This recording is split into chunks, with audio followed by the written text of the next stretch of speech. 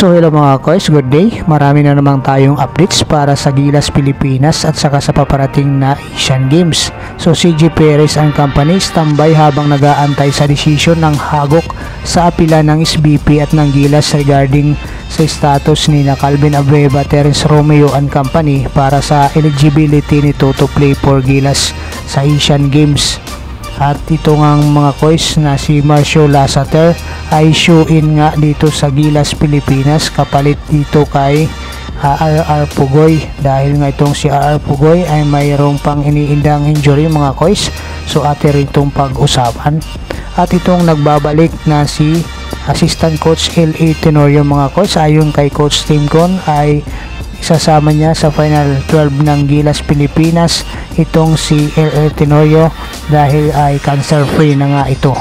At itong nakagulat na balita sa 60-man list ng Gilas Pilipinas na napasama itong si Onyeka Okongwo, ang Atlanta Hawks player ng NBA, atin rin pag-usapan. Pero kung bago ka pa lang sa aking munting YouTube channel, baka pwede mo namang i-likes and subscribe bilang suporta.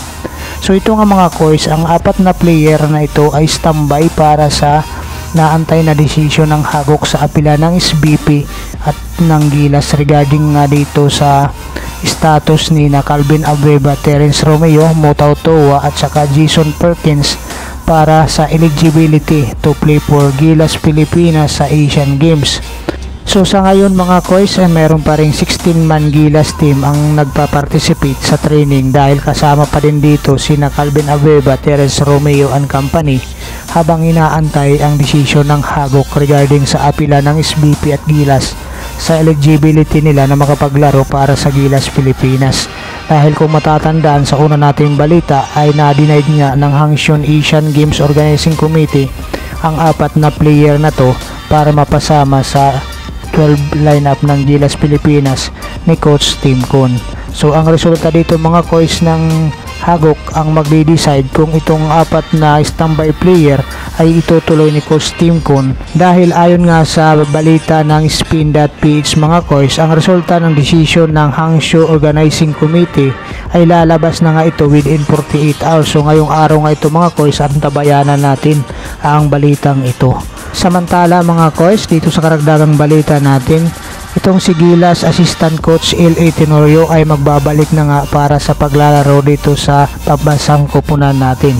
So para sa kalaman nga ng lahat mga koys, itong si L.A. Tenorio ay cancer free na. So nakarecover na nga itong si L.A. Tenorio sa kanyang handicap na dinadala, itong ang cancer. So ngayon cancer free na nga itong si L.A. Tenorio at nais nga itong isama ni Coach Tim Con para sa lineup ng Gilas Pilipinas, dahil ayon sa batikang coach na si Coach Tim Con, itong si L.A. Tenorio lang naman ang kanyang playmaker sa Barangay Ginebra ang mas nakakaalam sa sistema na pinapatakbo nila dito sa Barangay Ginebra at lalong-lalo na dito sa Gilas Pilipinas. So dito naman tayo mga koys para sa karagdagang Gilas updates din natin. So si RR Pugoy nga mga koys ay out na para sa Asian Games, at itong si Marcio Lasater naman ang pinili ni Coach Tim Con na papalit para kay Marcio Lasater, dahil pareho ang position nito at parehas deadly sa labas.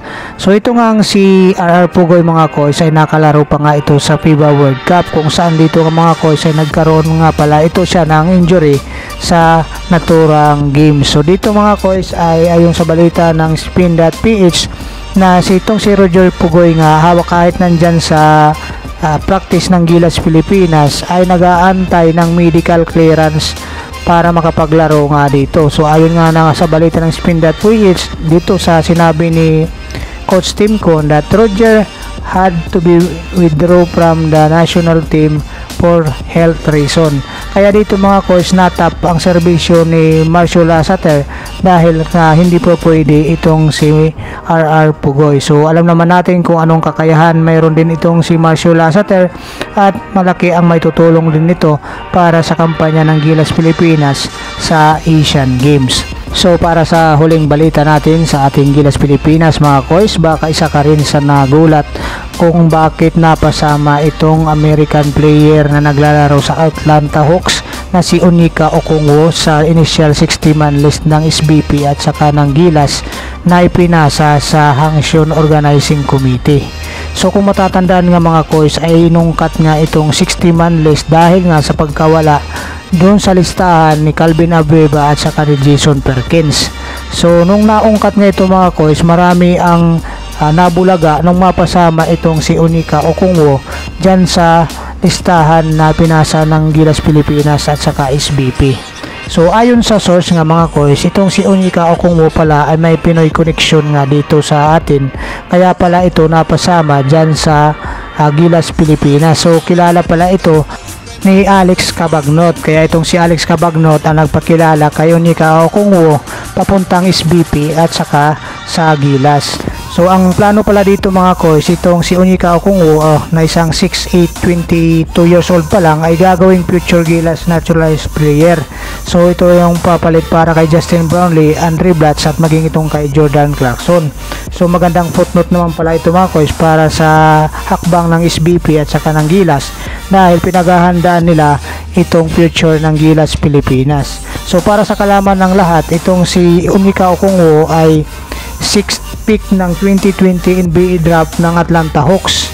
So dito nga mga koys ay naglalaro ito sa kasalukuyan sa Atlanta Hawks at siya ay mayroong average na 9.9 points, 7.2 rebounds, 1 assist at mayroon siyang 63% field goal. So mataas ang porsyento nito mga koys sa 2 points area.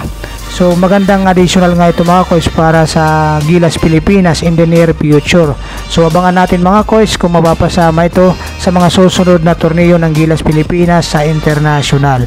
So maraming salamat mga koys. Kung mayroon kayong mga komento at suggestion, iwan nyo lang dyan sa baba at ating babasahin yan isa-isa. God bless you all. Bye bye.